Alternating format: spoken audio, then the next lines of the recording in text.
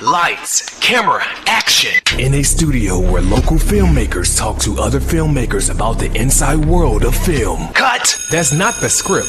It. We'll fix it in post. Do you wonder how films are produced and what really goes on behind the scenes? Well, stand by. Filmmakers Kevin Mumphrey, Victoria V.A. Jones, and Carson Hype Ferguson explain all the details. Right here on It. We Will Fix It in Post podcast.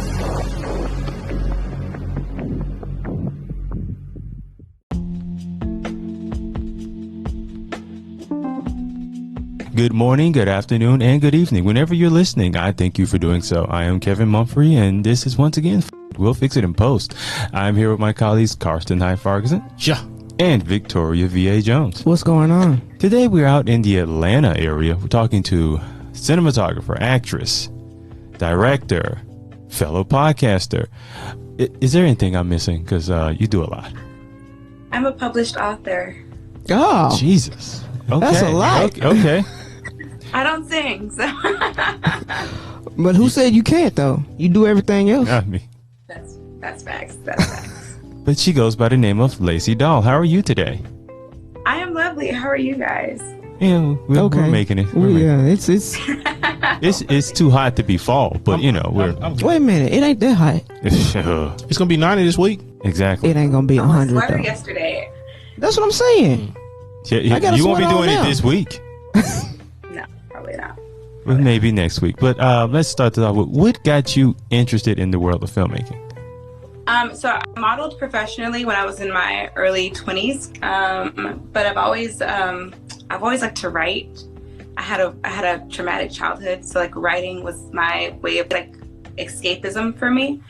When I got out of the military the first time, I went through a period of depression, and my partner at the time was like, well, web series are a thing right now. This is like way back in like 2014. She's like, why don't you write one? And I was like, I don't know how to do that. And she's like, don't worry, we'll figure it out. We'll go to YouTube University and we will figure it out. We all have. Yeah, and so I did. I reached out to a friend of mine that had like a really successful web series, and I was like, what kind of cameras should I use? I wrote a show, and it did fairly well, and I was just kind of like, okay, this feels good, and I don't know, it's felt good since. Now, what was this first project that you wrote? Oh my god, how embarrassing. It's a web series called Unclassified The Series. It just followed a group of friends based out of Key West, Florida. Okay. So like the writing of it, how did what kind of videos you were looking at through YouTube, like kind of your process of writing? Okay, there we go. Hey, I'm sorry, Lacie. Our program kicked us out. Oh, okay. So I had to think of what kind of characters that I wanted to display, like what wasn't out there already. And at the time when I wrote this project, there weren't that many web series that I think maybe there were like 4 that people actually had watched. So I was like, okay, well, what type of stories aren't out there? And then from there, can you please go?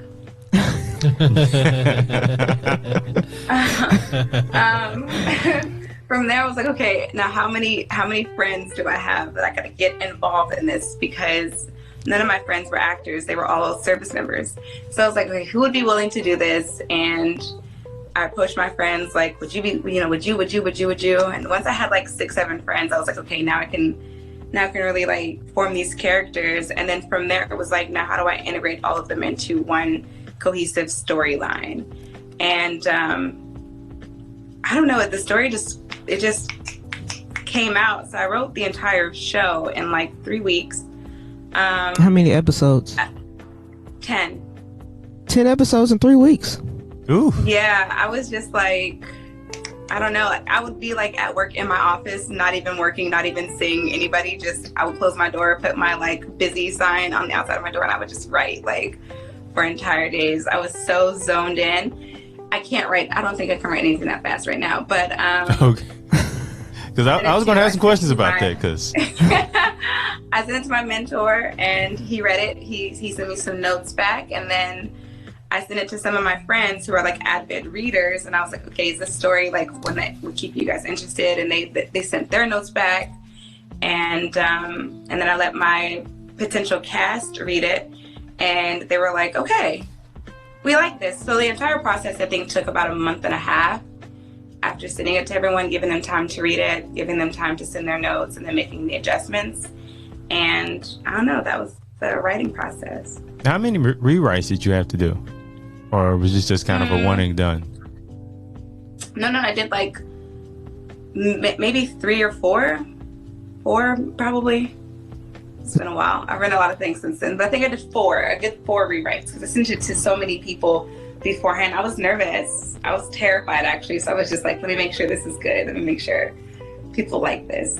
So was there a point to where, you know, there was like a rewrite, and then you just stopped there and you were like, no, we're just going to go with this? Yeah. So after I made the changes, I sent it back to all the same people. And I was like, okay, what do you guys think about this right now? And no one had any like major changes. Like no one was like, this doesn't work or this doesn't work. And once I got to like that point, I was just kind of like, okay, don't touch it. Don't touch it. Right. Don't touch it. Just leave it where it is, girl. Don't freak yourself out. Don't touch it. Just send it to everybody and start planning some stuff. So, yeah. Now, I kind of want to get to you as a writer, because that's one thing I kind of struggle with, and think V and VA don't really care to do too much writing. Oh, I can write. It might take me forever to put it down. It's going to take me a lot longer than forever. Oh, okay. So, how do you kind of get yourself into zone for writing? It just kind of depends. If I'm feeling a little froggy, I could jump. You know, like if I'm in my creative, like if I'm just feeling like a story is just like in me, ready to come out, I could literally pull out my Word document on my phone, or even sometimes my notes if I don't, and just start writing. But if I'm not feeling that creative, but I have like a deadline to meet, for me, it's a matter of carving out time. So it's like, dang, I really don't want to write today. Like I'm not feeling very creative. I'm not really feeling anything. I'm feeling kind of tired. My mind is overworked, that kind of thing. But you still have to write because you still have to, you know, get something out. What I do, honestly, is have you guys seen those little, oh my God, this is, okay. So those little colorful lights, like on Instagram, it's like the little strobe lights. It's like, Yeah. So, yeah. Yes, I literally like put that light, I literally would turn it on. I have it. I'll turn it on. I'll turn on the lights off in my house. So it's just like this like ambiance of like blue and red lights in the dark. I'm picturing this. Go I'll on. put on like slow jazz, but like at a low volume. If it's too high, I can't focus. It's like a low volume, and I'll pour myself a glass of wine and bring the bottle with me wherever I'm sitting. And then no, it's typically like on my couch. I like to write on my couch, and I'll get a blanket and I'll cuddle up on my couch and prop my laptop up. And for me, it just set the mood enough. So my mind is like, I'm able to like take my mind somewhere else. If I'm Put not you in the creative. vibe. Yeah. So then I'll just be able to, if I've already started writing a project, I'll just go back, reread it, get myself like back in like that rhythm, and then continue on from there. And I typically would try to give myself like 4 hours. Like if you can make 4 hours, then you're good. You can stop. So when you're when you're writing, I know for me, whenever I write a script, I see it in my head, like word for word, everything else. Is that the same process for you? Mm-hmm. Yeah. If I can't see it happening, like let's say, you know, like sometimes when you're reading something or when you're listening to something or even watching something and some time has lapsed and then you're just like, wait, what did I just watch? Or like, what did I just read? Like, what was I even here? If I'm writing a story and I have like that moment, I will just delete everything, because if it wasn't memorable enough for me, it's not going to be memorable enough for the viewers or for whomever may be reading whatever it is. And I would just leave it. Like, I don't even need to go back to reread it to be like, oh, that was actually good. Nope, it wasn't good if I can't remember it. I don't know. It's so weird. And then I'll just start back from wherever I deleted from. Huh. Is that weird? No. That's actually it's not. really good practice. Now, because I've heard some people, they will write the ending of the story just because they need to know where to stop, and then they just write backwards. Is that something you do, or you just kind of write forward up to?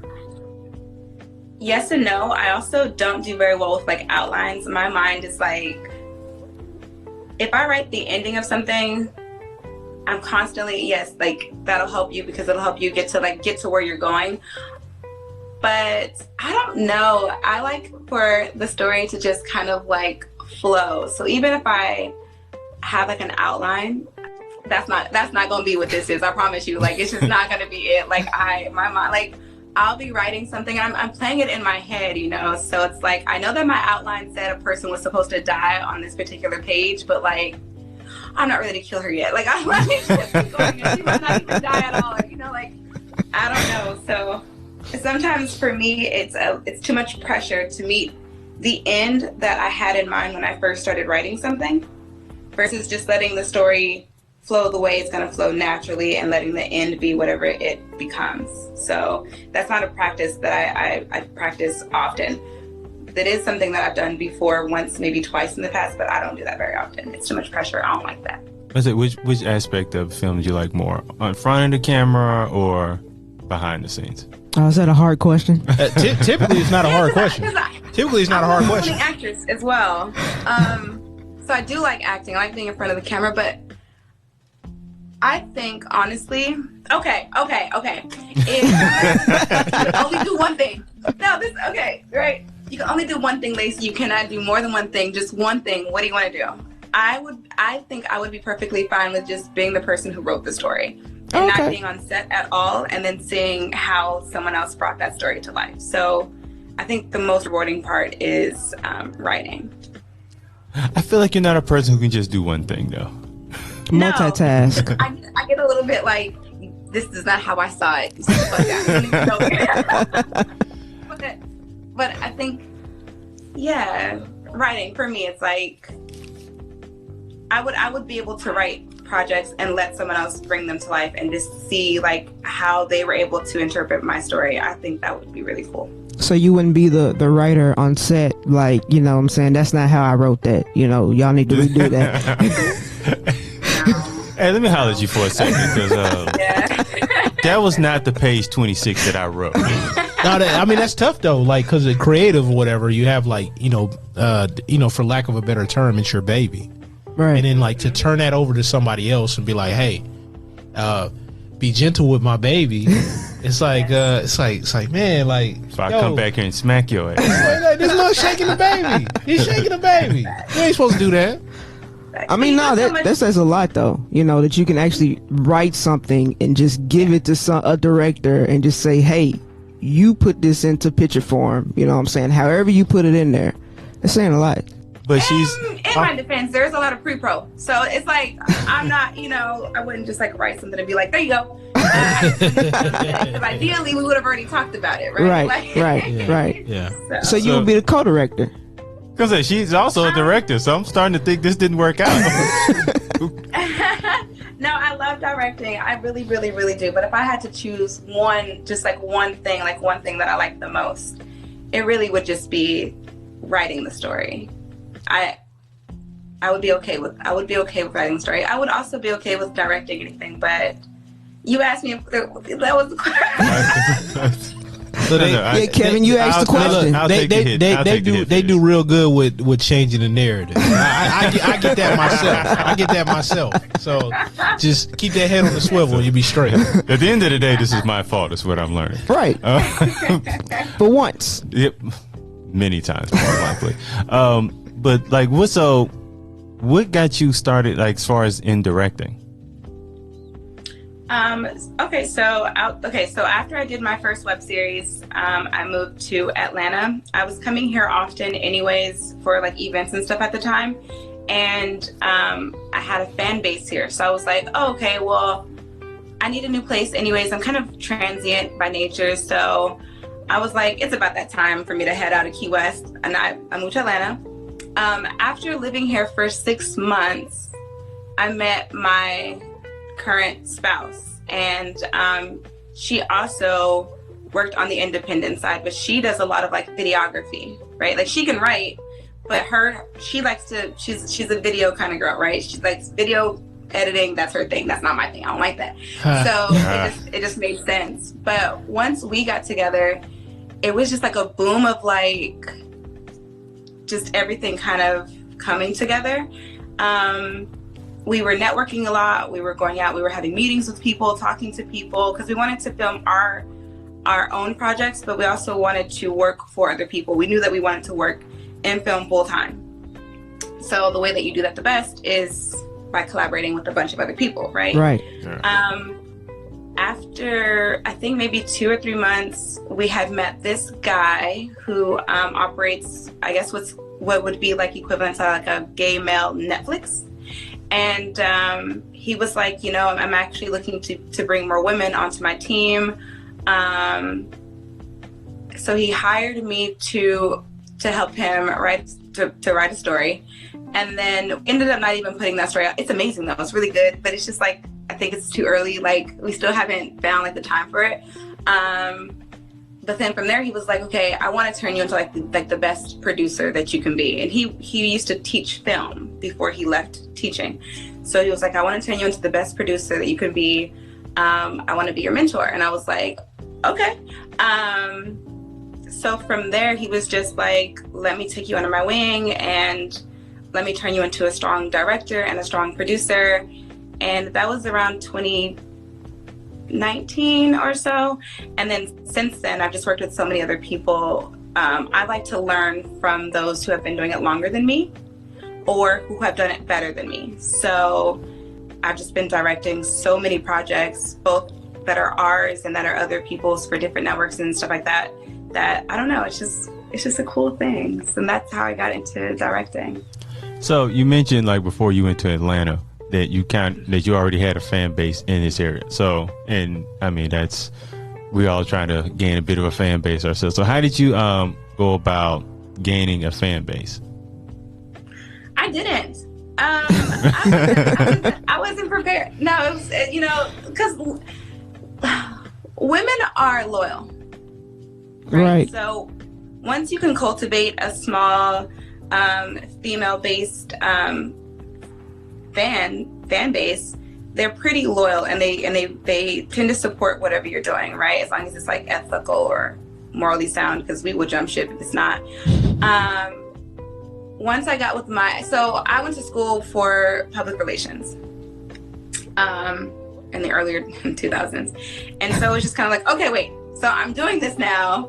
Okay, let me do it serious. Because I don't like to do anything like, can I cuss? Yes. Yes, please. I don't like to do anything like half-assed. Like, if I'm doing it, I'm doing it, right? So it was like, okay, it was fun putting out these web series when we were just doing it for fun or just as something to do. But we're trying to make this our career. So, yes, I had started cultivating this fan base, but I wasn't initially trying. It just kind of happened. After that, it was like, okay, now we need to try. So the steps that we took were really just like kind of being everywhere. Like, we were just kind of like, we need to be everywhere. Like, we need to be photographed everywhere. We need to be everywhere. People need to know us, but not know our business. And that's initially how it was, right? So like, everybody knew us. And then it was like, let's just take people on the journey with us. So we started a YouTube channel initially so that we could take people like on this journey of us doing what we're doing. Because not a lot of couples work in film together, at least like not in like the gay world. So we were like, or not back in 2018, 2019. So we were like, let's create a couples YouTube channel where we're taking people on these, on these jobs and these projects with us as we're getting ready for events. Like, let's just like show them that part of the industry. And then we started to build a YouTube following. And then from there, it was like, okay, now we need to translate that to our social media. So like Instagram and Facebook. And I like to be interactive with my fans. So, something that like I started doing was just like, I'll take polls. Like, what kind of stories do you guys want me to write? What do you guys want to see next? And I would let them vote.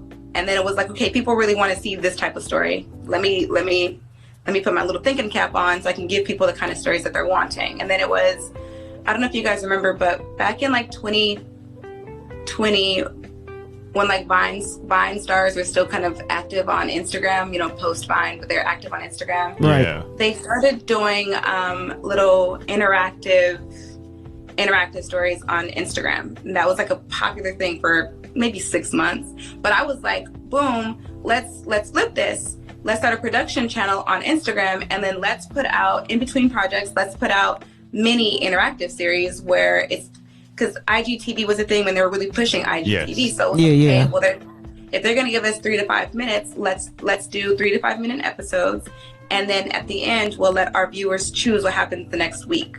Oh, that's awesome. That was a struggle because we filmed everything before.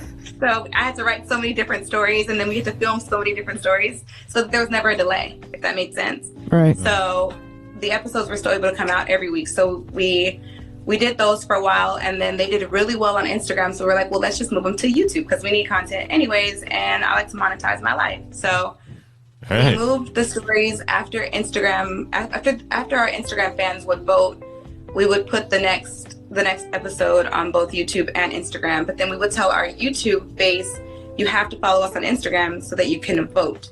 And back then, our Instagram was still private, so you had to follow us so that you could vote, if that made sense. Yes. And then we put together like a promo team who were sharing all of our stories. So we have all these people sharing the stories, all the people like voting's still open, but you got to follow the page. So then that would bring our YouTube fan base to Instagram, and then that would keep our Instagram fan base engaged, which is what you want to do when you're trying to build a following, right? You want to keep them engaged. Right. And then from there, I still wanted to make sure that, because my spouse already had a following from like music and sports and like all this other stuff, so I'm still kind of building, I'm like trailing behind her. So from there, I still needed to make sure that like I was building myself as a serious writer and director, because a lot of times when you look like me, people don't take you serious that way. So I started doing like monthly stories on my Instagram stories, right? Because they started pushing IG stories. So I would let my fans, and I still do it today, not as often maybe today as I did back then, but I would let my Instagram followers write a story with me. So I would start a story, write a couple of paragraphs, and then I would be like, okay, so what do you guys think should happen next? And then I would take whatever they wrote, elaborate some more, on it, and then so what do you guys think should happen next until we finish the story? And then that brought people in as well. Oh, that's awesome. Yeah. So for one, that's a lot. you're great at marketing. So talk about being a female director and producer and writer. Do people take you serious? I gotta push for it. I'm married to a woman, but she's a masculine presenting, so she's more equivalent to a man, right? So people will take her more serious. If she comes on set and she's stern or she's not having the best day, so she's kind of like short with people, they're like, oh my gosh, she must take this so serious. If I come on set that same way, it's like, oh my God, Lacie's such a bitch. Like, I don't even know. It's just like, first of all, y'all right. my job, but so I have to be more cognizant of my approach, because if I turn people away from my attitude, from working with us, then that affects both of us, and it sucks. And I come home and I can decompress and I can talk to her about it, but there's not really anything that she can do. There have been times, like I said, I work for like a gay male Netflix, so I deal with a lot of men, and I deal with a lot of men who don't deal with women at all. So right. I walk on set, and they're like, oh, it's pretty Lacie, da da da da da. And then once we're working, and I'm like, no, we got things to do. I got things to do. Guys have like gotten in my face. Guys have tried to fight me. Oh man, how did that turn out? The other guys fought him. Guys have like I've literally had to there was a time where I had to kick this guy off a set. He was just kind of belligerent, but he was getting in my face so aggressive. I literally had to go to an office, lock myself in one of the offices, and I called the executive producer, this is a big man, and I'm not about to fight with nobody. I'm not doing that. But he's getting in my face, like the executive producer would have to drive to work, from wherever he was, or send his assistant, or sometimes I could say, okay guys, we need to film this or we need to shoot this, and they'll be like, no. And then I would have to call, I've had to call the cook on set before, because he was a man, and be like, can you please tell these guys?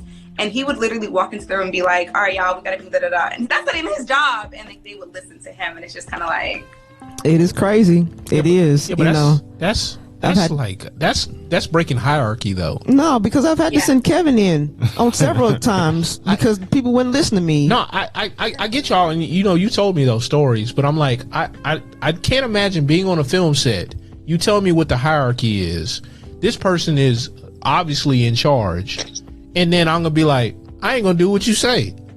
I don't have to listen to you, even though everybody knows that you're in charge. That's stupid. They don't. I'm sorry. I'm sorry. I was producing this reality show for this network last year. Mama D was in. She's great. I love her. And it's like a dance competition show. She was a judge. And I had a seat next to the executive producer as he's looking at everything, on the screens so that we could talk with each other. I didn't have a walkie on that day because we had too many people on set, but I was right beside him the entire day anyways. It didn't matter. Kid you not, Mama D's makeup artist, like, she comes out from the back of like the makeup area, and I had got up, I think, to get water, or I had to fix something or whatever. I had got up for a second, and when I came back, she was sitting in my seat next to the executive producer, and I was like, that's my seat. And she was like, nah, I'm comfortable. Wow. Yeah, yo, that's wild. Oh my goodness. That is beyond like wild right there. So what did you do? I didn't do nothing. I looked at him and he was like, go ahead, get up so she could sit down. And then she got up so I could sit down. But it's like that. I mean, I look younger than I am. And Black don't crack. Kevin just had a birthday. Happy birthday, old man. Birthday. Oh, fine. Thank you. I expect that I've come to the conclusion that I'm going to be fighting the battle. And so for me, it's not about how aggressive I am or how I don't need to respond, defensively, et cetera, et cetera. I could just take it to the person I'm supposed to take it to and let them handle it. And that's just, it just makes for a smoother day. That's a sign of maturity too, like a sign of maturity, and then realizing, hey, no matter what the circumstance is, like we're gonna handle this the appropriate way. So that's professional on your part. So I would have probably called y'all, but I don't know if y'all would have, put hands on somebody. It would really have to get bad for me to put hands on somebody. I mean, I'm like, because I'm gonna use my words and all this, and they would really have to. It would, and then once I told the story, people like, oh, you should have been done. You should have been hit him or something like that. Yeah, so. You should have hit him like 40 seconds within that story already. Yeah. Like, I have patience, but Jesus. Yeah, they would be like, where you at? Because I'm getting mad right now. I'm getting mad right now. I got a little mad at some of her stories. So, what was I going? That's a lot. What was I going to say? No, you know, honestly, like, you brought that up, and like, because I'm so cognizant or whatever. I've been on sets, and I'll be like, the director's busy. Let me give this person that's not as busy, and it's not as. I'm like, hey, I just noticed a continuity error, and I just want to make sure I gave it to you, so you can right. And say it discreetly, low, all that stuff, because it ain't everybody's business. Yeah, and they be like, oh, thank you. And then they go right to the director. And the director be like, why didn't you tell me? And I'm like, well, there's a chain of command. There's a hierarchy. I'm not supposed to do that. I mean, yeah, but you know what I'm saying. Be like, hey, bro. Hey. But do you guys feel like the hierarchy kind of thing, like the chain of command thing, it used to be so like, no, you can't talk to this person directly. Now it's kind of like breaking like... I think that's society though. In general, like a lot of people are like breaking down the things, but I'm like, especially film and certain stuff, we need to still have a certain amount of structure. Like, it can't be so casual that I can be like get the executive producer on the line and be like, hey, I know you funded this film that we're not done yet. I need some money, bruh. I need some money. I'm like, yo, like, that's not a good look. That's a terrible look. I will call that. I will say I need some money. Hopefully not during the production, right? Hopefully not during the production. Yeah, no, I will literally pause production. I will literally, like, especially like on reality shows. Oh, you always need more money. Like, okay, y'all, pause 1 second. Hold on, let me walk away. I need some money. Like, I don't know how you get it to I need some money. Like Okay, right now, so I'm gonna stop. I'm glad you brought that up because I was always kind of given the inclination that kind of with the popularity of reality shows, part of it because they were cheaper to make. It depends on the type that you're making. So I've done a plethora of different types of reality shows, and the ones that require the most money, or the ones that people think that they have a budget for, and then they realize, oh crap, I don't, are the dating shows. Oh, really? Why is, yeah, because you got to go on dates and stuff. So here's the thing. So okay, something that I faced. I was filming a dating show out of Tampa, Destin, somewhere in South Florida, last year, the year before last. I was the assistant producer, but the actual producer, she had already planned out pretty much all the dates. Problem was, so we got the green light for specific dates. We did everything we were supposed to do, but then the weather was bad. So then we had to rethink the dates that these guys had to go on. And then it was like your last minute calling other places. You're trying to see if you could film other places. Other places are like, oh, sure, but I need a deposit. Some places are like, yeah, you can film, but it won't be for free, like, et cetera, et cetera. So you think that you already have it planned out. Right. You're going to need some more money. You're going to need some more money. Or like reality shows keep their cast intoxicated. So, yeah. Yeah. Well, we hide liquor around the house, right? So like we literally, you know, the little like bread warmer on the stove, like the very bottom shelf, we'll hide bottles down there. Like it'll just be nothing but bottles, but the cast never looked there. So we know if we need to get them drunk, we could just grab a bottle real quick, you know, while everyone's outside or something. We don't got to leave. So we were filming this reality show, this reality show out of Miami a couple years ago, and I think the guys had figured it out that we were like hiding bottles around the house, like in these places that they weren't really supposed to be looking, and they drank all of the liquor. And we're at the crew house, so we didn't know, you know, they were throwing actual parties like when we weren't there, like they literally hitting people up. It was Wow. It was the worst show I had ever. It was a mess, but they drank all the liquor, so then we had to go back to the liquor store to restock because we still had like a week and a half or something left to film. And we're filming men, so it's not like you just have like a couple of bottles of wine. No, you gotta have real liquor. You gotta have brown. No, just take the food away. Just take the food away. They really gonna be thrown off here. What you mean? Take the food away or whatever. They don't care. If somebody's flying in, but like let's say that the airport loses their luggage, you're probably gonna have to now go get them clothes because they're gonna need clothes to film, right? So you have to budget for the things that you don't think that you have to budget for, and a lot of time people don't. So yeah, I'm quick to call and be like, I need some money. No, but you know what? That's different. That's different. I was talking about like if you call and like be like, hey, I need some money for this other project, even though we're not done with this current project. So that is definitely different, and I wouldn't look down on that. You got me really rethinking how The Bachelor works.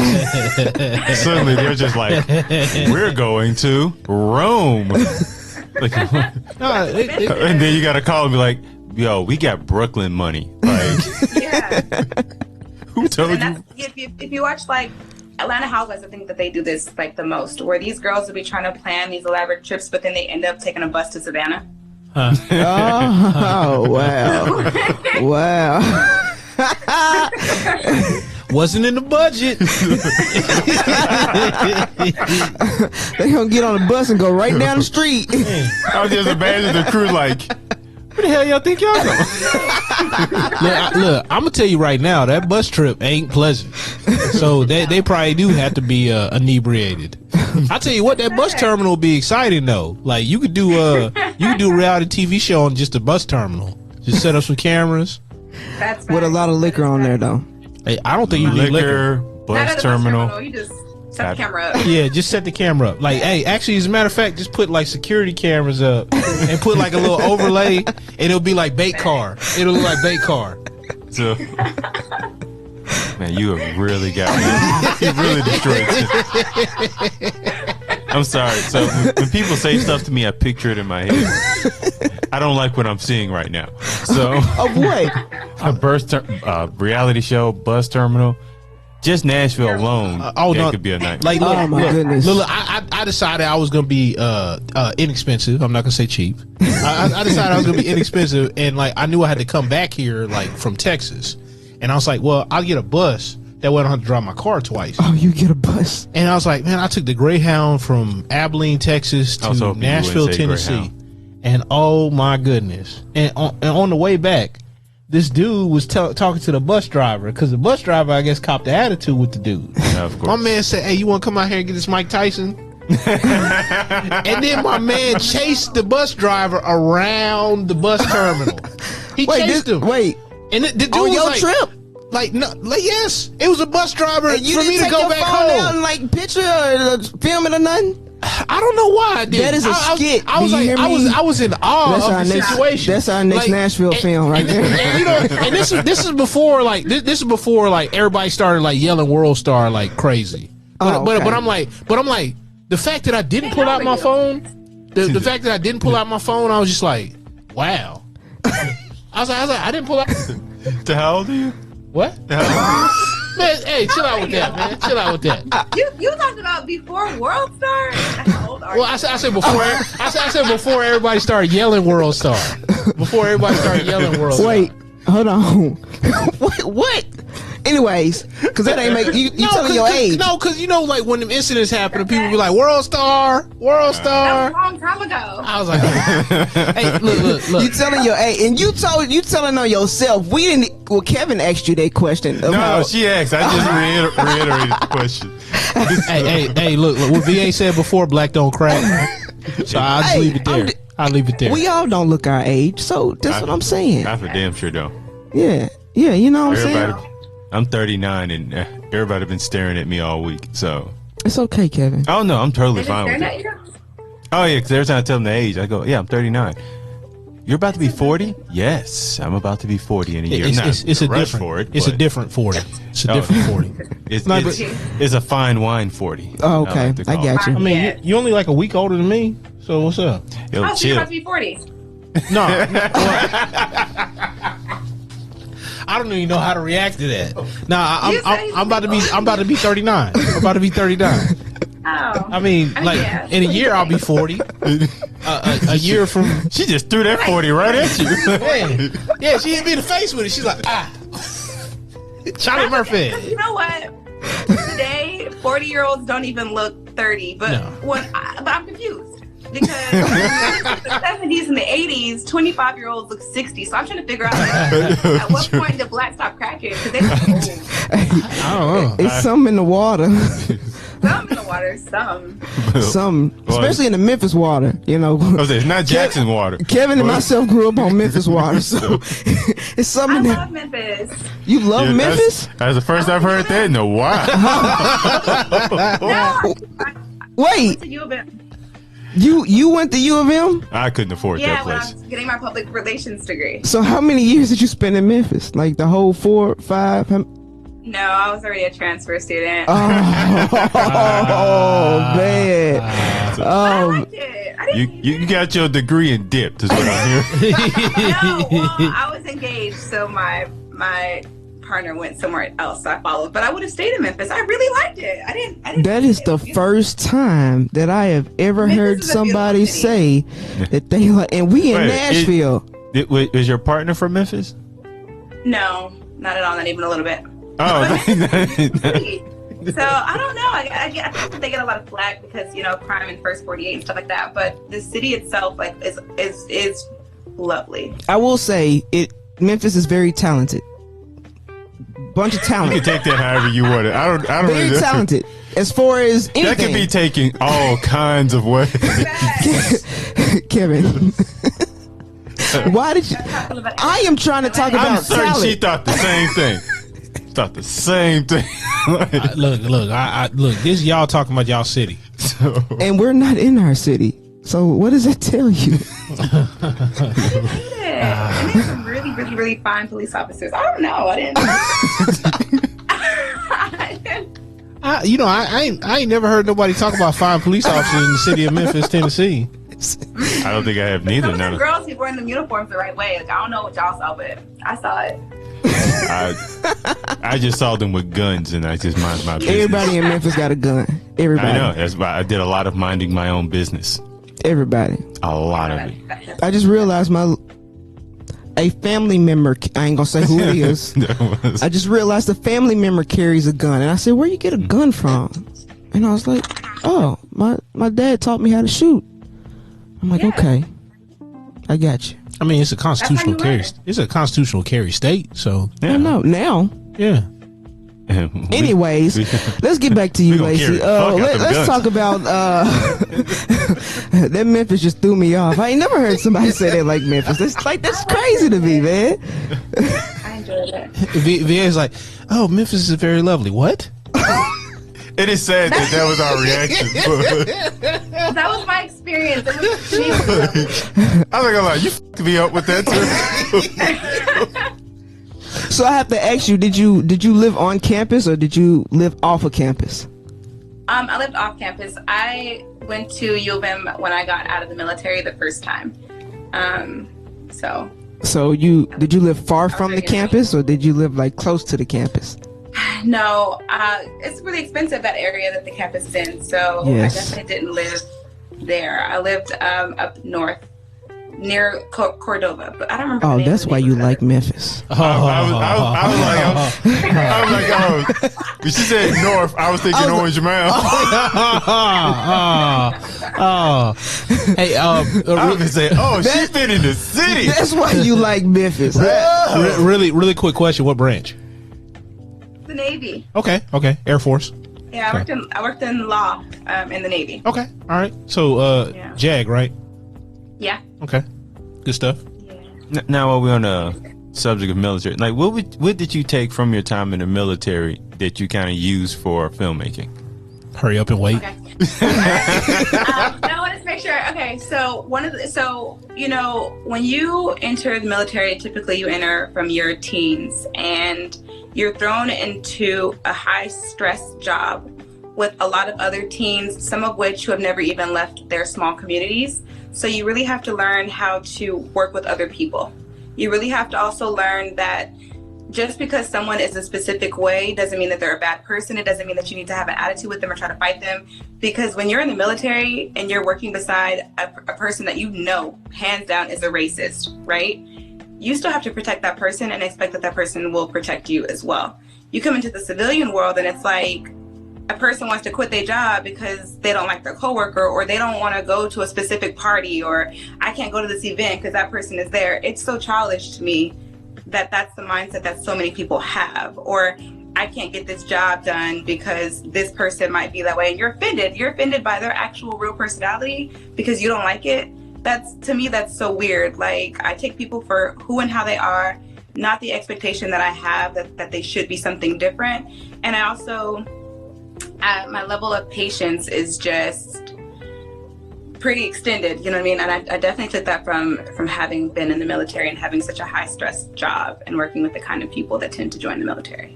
Patience is key. Yeah. So it makes dealing with actors a lot more manageable. Have you ever had like a difficult actor that just was like horrible? You don't have to say their name, but yeah. But if you do say their name. No, I won't. But I cast a YouTuber who was a pretty big name YouTuber for a movie a couple years ago. She was like, hey, I really want to get into acting. What you got for me? And I was like, actually, I want to write a scary story. So you want to be like in that kind of story? And I wrote her character as herself. And she read the script. We did so many table reads. She was one of the first people who actually read the script. But people think that they look at the end product and they think that acting is easy, or like film is easy, but it takes a lot. You got to be ready. You got to be ready. You got to stay ready. It's not fun and games when I'm investing my freaking money. Man, what? Say that again. Said that with bass. Say it again. Wannabe influencers. Those are the worst people to work with because they want the fame that comes with doing whatever this is, but they don't know how to put in the actual work for it. They don't want to learn. That too. And they don't. Yeah, so those are always the worst people, honestly, that I've ever. People don't get it, man. She mentally went back there too for a second. I saw the annoyance in your eyes. I feel it. When she touched, when so mad. When she touched your temple. Oh yeah. When she touched your temple with both fingers. You took us all back there with you. Man, I didn't know who the person is, and I was somewhat annoyed.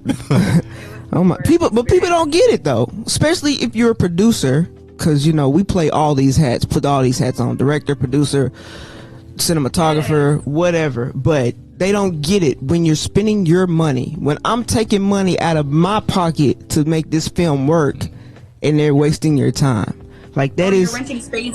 Right, renting space. People who have like, bro, my God, like, just, oh my God. Hell yeah, she went right back there. It was just I fired everybody on that. I'm not lying. It was the last day of the and I said, I don't even care at this point. All y'all can go. I'm done. I fired everybody. Oh my goodness. She said, everybody gets That's true. I'm not kidding. I really did you walk on set and it was like everybody get out? Or did I walked off set. Oh. And for me to walk off my own set, it took a lot. And I couldn't make myself walk back on set for a good while. I think like I had to muster up the energy. And then by the time I came back inside, I was just kind of like, you're all dead to me. You guys don't deserve this opportunity. So I'm good. And they were so mad, and they were like, "You're so smug about it," because I'm done. Yeah, like so. They were like trying to talk to me. Don't talk to me. I'm done. I'm good. Everybody go to sleep. I don't care. Wake up. Get out tomorrow. That's what happened. I feel it. I so feel this. So we had to rent all this stuff. It was literally the last day, and she was like, it was the last day. It was the last day. I said, no, they're fired. I don't care. They're fired. This is a loss. Chuck it as a loss. Give them their little paychecks. Let them leave. I don't care. I'm done. I'm done. And then a year later, we recast it and we refilmed the movie. But that's what you got to do. Oh, fire everybody and recast. That's the most boss thing I've heard anyone say on this podcast. I fired everybody. Everybody. Because I'm imagining her going, I don't need any of you here anymore. None of you. I did. There was a girl who had like the light flickering. She got fired. Everybody got fired. Oh my goodness! The guy with the broom, you can go. She didn't even give she didn't even give the one person like just doing the job well. She didn't even give them a chance. Nah. She's like nobody was doing a good job. Hey, is there any behind the scene footage of you just coming on stage and being like? There's a lot. So we had somebody on set doing behind the scenes because we have put so much into this movie and so much into promo. We're using like YouTubers and people with big names, whatever. So yeah, there's a girl who literally has the footage of when I fired everybody. And my recollection was different. Like I was like, I didn't yell at anyone. And I was like, I did, me? And she was like, I got the footage. So everybody came over one day because they were upset. They were like, you yelled at me. And I was like, and you did, like, oh my God. So she was like, I got the footage. And so she plays the footage and literally she just pushes play. And it's just like me going off on everybody. And I'm like, oh, well, my bad, but y'all still fired.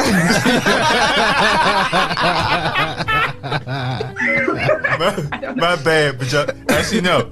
That is the most boss thing I've heard anyone say on this podcast. Yeah, my bad, but my bad. Y'all fired. You're still anyway. fired. Yeah, like I never heard that combination of words together. It sounds amazing. You should make that a T-shirt. Yeah, my bad. You're still fired. Or no, just use it. I'm pretty sure you have it on your YouTube because that's amazing footage to have. Just to let you know what I'm capable of. No, I may sound sweet, but I'm not. Those are the worst people to work with. If I meet people now, like YouTubers or like I guess TikTokers, and they be like, "Oh, I want to do," it's gonna be a no for me. I'm sorry. Like after you've worked with other people, then we can have this conversation. But I will never be the person ever again in my life. I will never be the person to give an influencer their first opportunity. I can't and I won't because they're not serious. They couldn't be a lead for me, especially if they didn't take any acting classes or like take any efforts to do anything. Because I'm like, I don't know. Oh my goodness! I'm just imagining her looking at resumes and one says influence. Oh, no, not burn again. it. I do. Not again. It's a strict. I have a zero tolerance policy. Like, it's gonna be a no. The word influencer should not be written anywhere on there. No, it's YouTubers, influencers, TikTokers, like those kind of people. Because I feel like they want to get into acting because, like, the just so that they could say that they did it. So just so that they could have some other footage or, you know, some other video or some other content, you know. Right. And it's just, for me, that's cool. Do you? But just I will never be the person to get. Not even as an extra. No. Because they'd be late. And that was like, when I tell you, all these people got fired. This girl had one job. Her job was to pull up. She was the person who didn't show up to the trip, so she survived. Right? That was her role. 5 minutes. 5 minutes in the movie. Was she there? No. Like, and then she hit me up with the, well, maybe we could film my scene on a different day. I'll kill you. Like, So what you're saying is she didn't survive. No one. She literally did a Jason slaughtering. Slaughtered the whole cast. So this is a different type of horror film. Oh my goodness. Oh my goodness. Oh wait, this film was a horror film? Yeah. Did you get that the first time? I'm so past that point. it was a horror film, man. Oh god. Slasher. Oh, your worst experience was a horror film. No, that's facts. I fired everybody. Nobody survived that purge. I think we kept we kept 2 of the actors. That was it. And I don't think you're sure about that. You had to think. You had to think on that. They came to me afterwards, and they were just like, "Don't we really want this?" Da, da, da, da, da. And I was just like, "Y'all gonna have to do better." Like, so we kept 2. Be like, okay, you can play the janitor. When I say pull up, you better pull up. I don't like working with influencers. I feel that. I think we've all learned something. That's worse than my experience on my latest film. That is. So She definitely just beat topped you. that. Yeah, she beat me. You topped that. You know what I'm saying? I don't think I'll use an influencer for anything. They have weird expectations too. Like, who am I? You think I'm Disney? Like,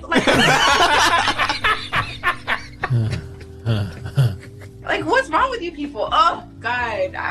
So ironically, that was going to be my next question.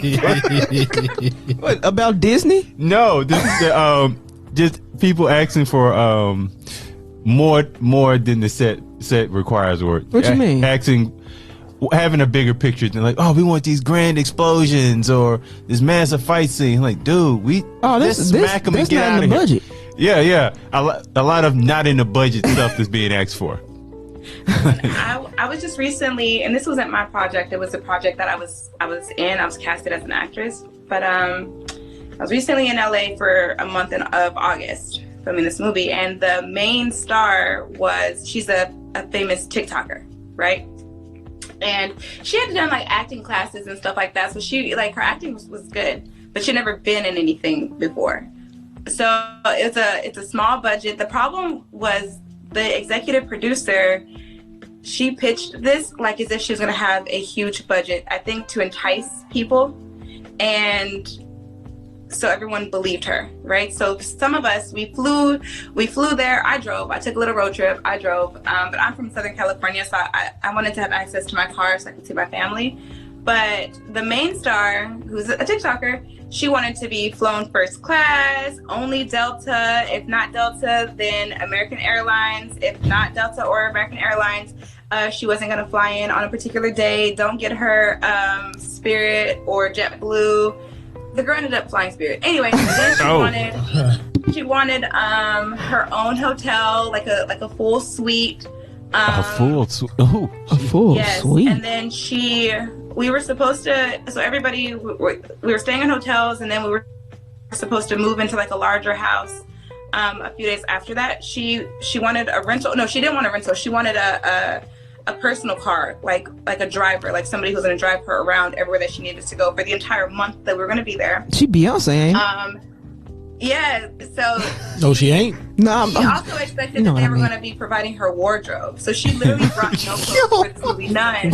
She brought a little tiny suitcase with her for a month in LA, and was like, well, if I was on a bigger budget, then they would they would provide my entire wardrobe. Why should I be providing my own wardrobe? I'm not good at it. Like, it was just crazy. Like, it's not. I understand she thought that because the executive producer reached out to her personally and was like, I really want you in this, and I'm gonna make this worth your while, and I'm gonna da da da da. But the reality, you know, and I was trying to explain to her, like, you, and she was upset. Like, she was angry, cussing out the executive producer, calling her out of her name, screaming at this woman on the phone. Like, it was crazy. And I was telling her, like, I can understand your frustration, but you also have to be realistic. This woman, yes, she got a distribution deal. They gave her a little budget, but it's a little budget that has to go into everything. Yeah. Renting out locations, audio, camera. Those things are more important than making sure you have full wardrobe. Yeah. Like what? In a suite. Right. It was in a suite. A lot. And a car. She raised hell, and then she was like, what is she gonna do, fire me? I'm the star. Well, she fired her. Look, I was about to say, fired. You would have done it. Facts. I would have never casted her because no, she's a TikToker. She don't know. Lesson learned of today. If you have TikTok, no, none of that.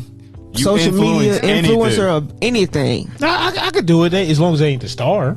He says that now. Straight up with it now. No, I'll be like, because I'm gonna let you know what the deal is. I'm like, you gonna be out of here. You gonna be out of here. Hey, we gonna get you that Greyhound. The Greyhound. We gonna get you out of here. As long as you're straight up, you should be good. But a lot of times people feel like they have to say so much just to get them in their projects and stuff like that they just, and then their egos are already inflated because they're famous, you know, and that's just like, you're poor. Like, shut up.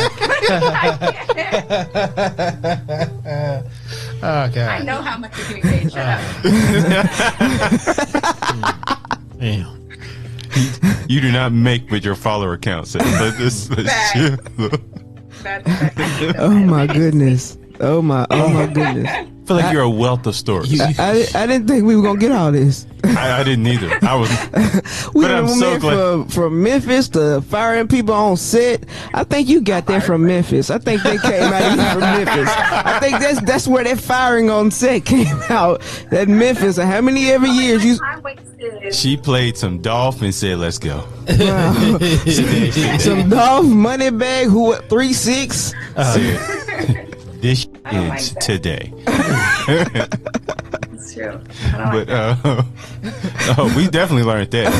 Oh my goodness!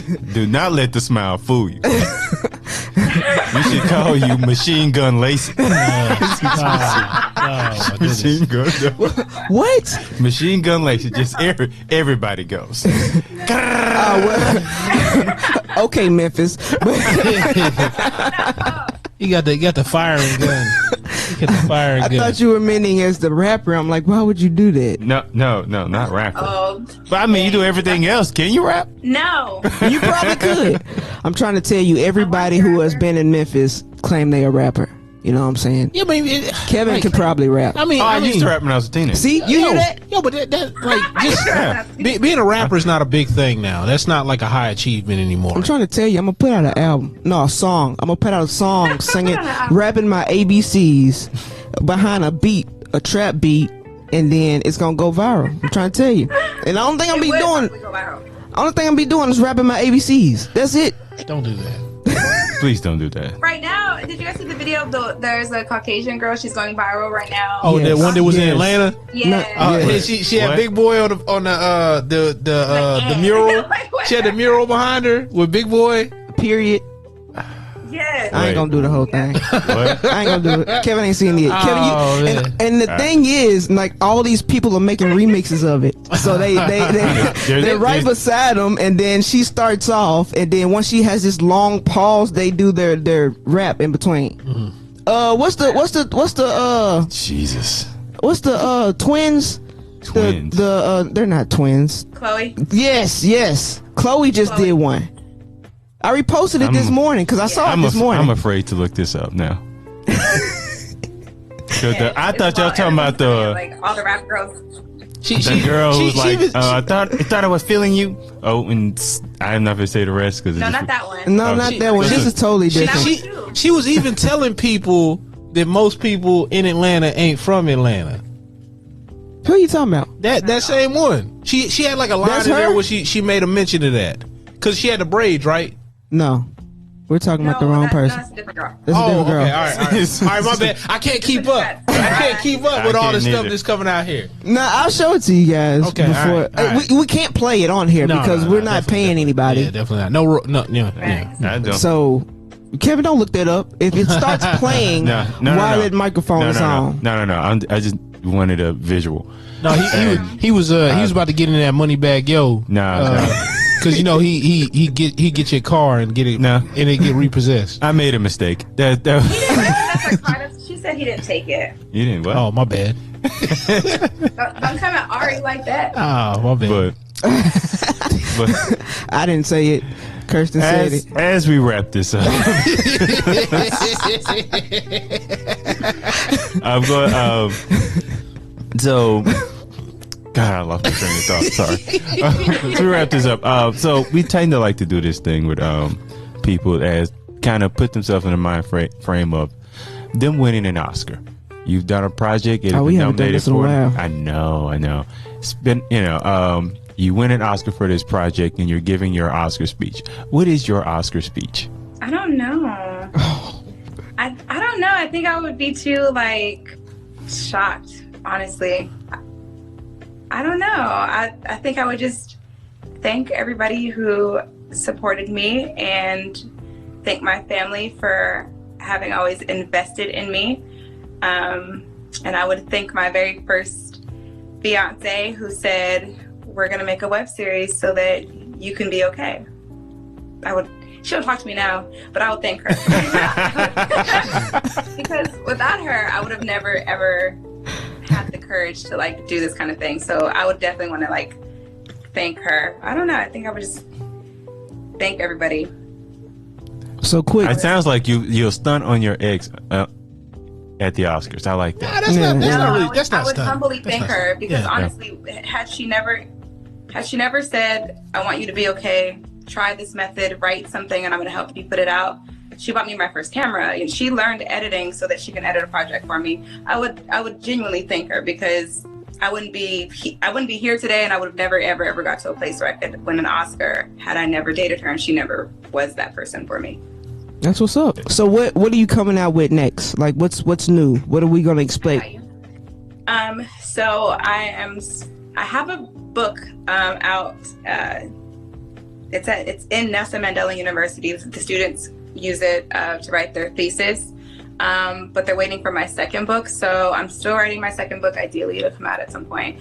I'm also getting into the audiobook space because I listen to audiobooks every single day, but there are none for us by us. So I'm getting into the audiobook space because I want to create a lane for lesbians or women like me to have stories for us, and obviously film school.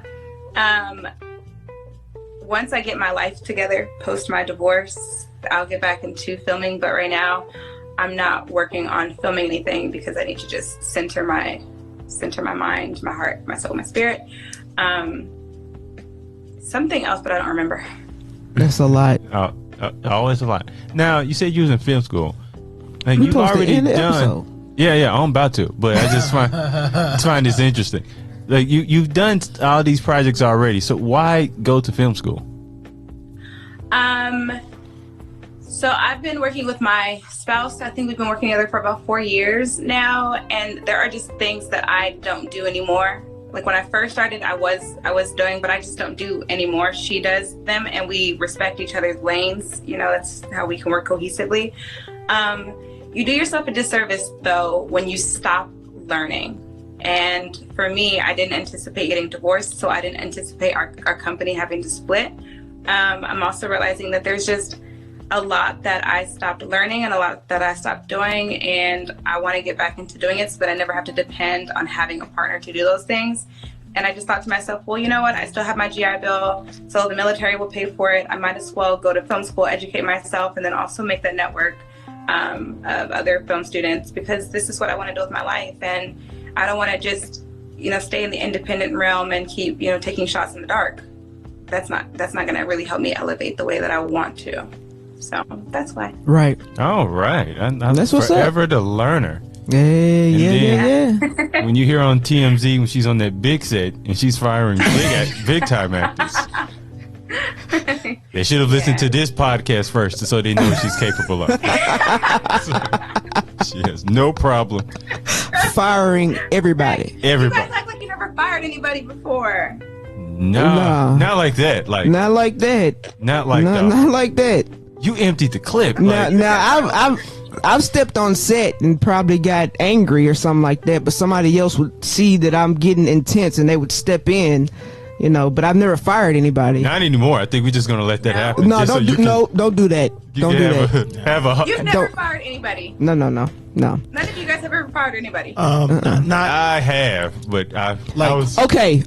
I'll take that back. I don't know what it's called. It might not be called firing, but I've let people go. But it's kind of like I would ghost them. That's kind of more of what I did. I was like, well, that can't be worse. Well, I have let go of clients because they weren't doing like what they were supposed to be doing. I've done that. When I was in the military, I got people out of positions. That's not necessarily what branch? Air Force. Oh. Yeah. Oh. Man, that's like the second time. That second time she did that to me. She did that to me twice. I was like, oh man, hold on. All right, go. So, yeah, we definitely goodness. We definitely should end this now. Wait, Lacie, you gonna end it like that? Yes. That's it. Oh my goodness, Kevin, don't do him like that. No, do me like that. Whatever. See what you do? You just glance past it. You glance past it. Look, now we holding it here. Now it's extra awkward. Now it's extra awkward. I was gonna say something else to try to get it away from me.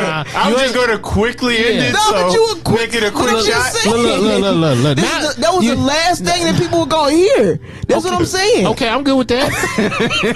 And it's like instead of now, the last thing we're gonna hear is VA be like, oh.